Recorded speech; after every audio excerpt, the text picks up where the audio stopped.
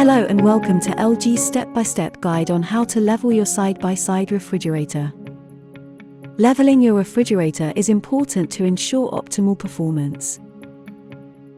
If your refrigerator seems to be tilted and unsteady, you should adjust the height to level it. First, use a spirit level to see which way the refrigerator is tilted. Next, locate the leveling legs on the bottom of the refrigerator. Now let's adjust the height of the legs to level your refrigerator. Use the spanner or spanners that came with your unit to adjust the height. Turn the bolt clockwise to raise the side you are adjusting.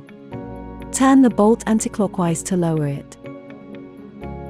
Check if it is leveled and make adjustments if necessary.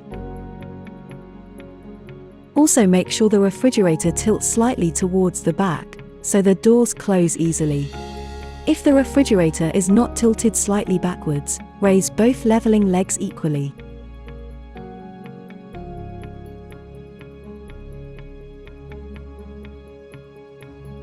And that is how to level your side-by-side refrigerator.